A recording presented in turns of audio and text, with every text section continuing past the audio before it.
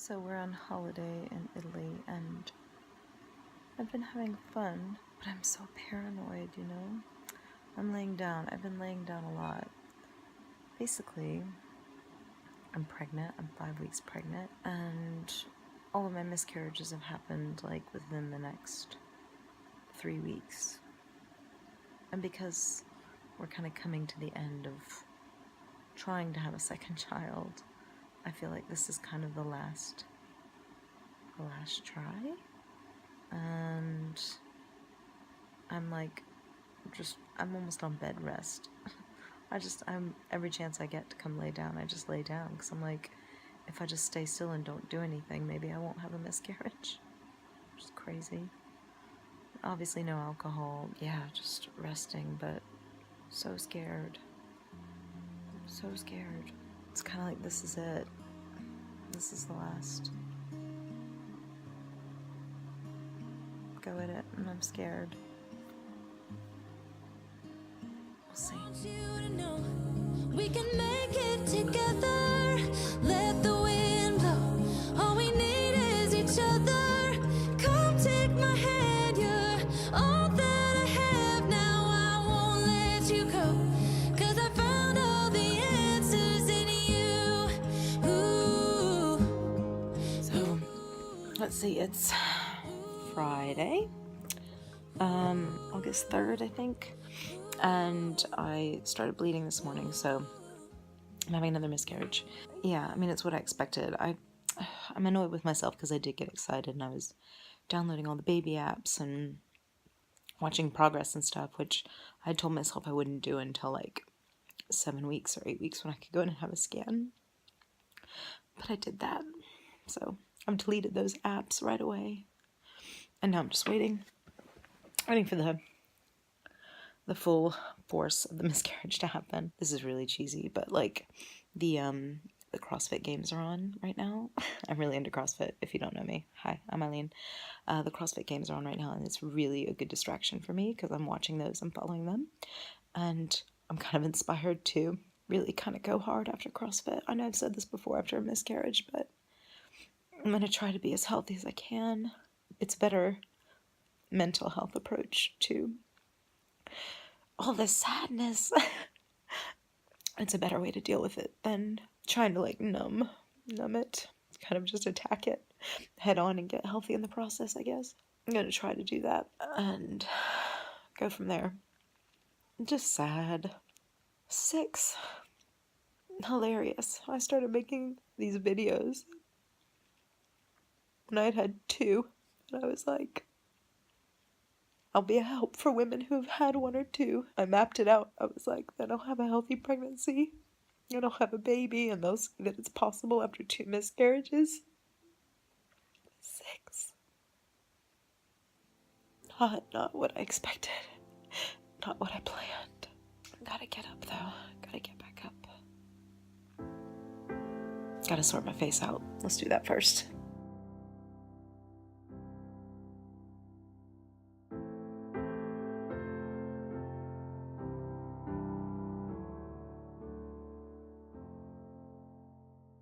Hi guys, it's Saturday.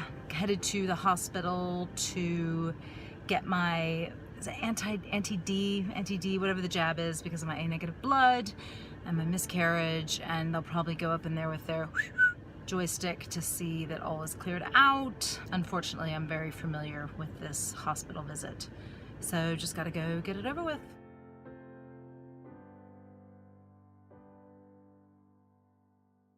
So I am at the hospital with an incredible view of the lake, and I'm having a coffee in the cafe with my beautiful fashion accessory, my patient band. As comedy would have it, I have to wait because the doctor who's going to see me is in surgery. He is doing a birth right now, delivering a baby. They're hoping it will be an hour.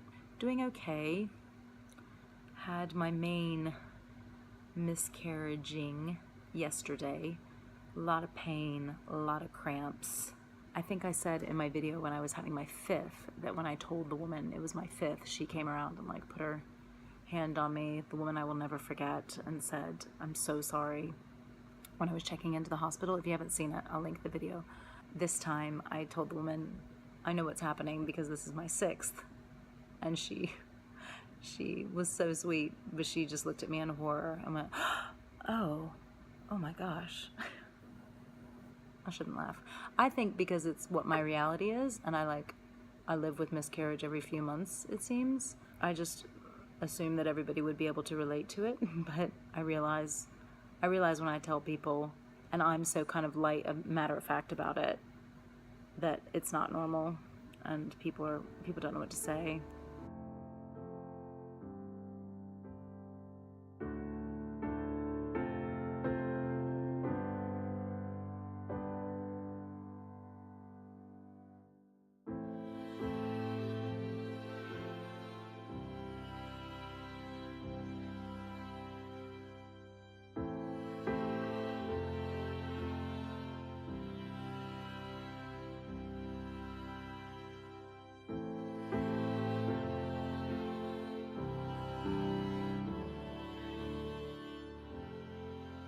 Let's talk about how excited I am to be in this labor room.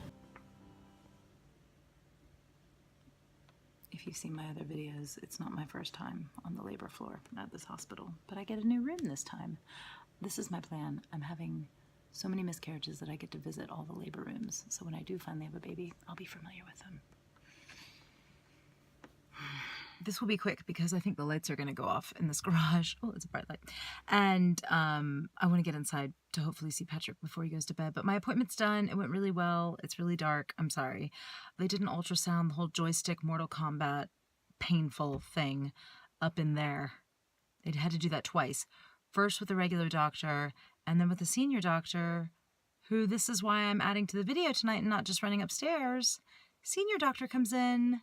He is hot. Has anybody else had a hot gynecologist? I have only had one other gynecologist, and that was my last miscarriage. But he wasn't hot. He was fine. He was good looking. But this guy was like, whoa. Y'all, I wasn't ready. I had been crying. I was sad. I'm still obviously very sad, but I'm used to this now. Used to this sadness. He was hot.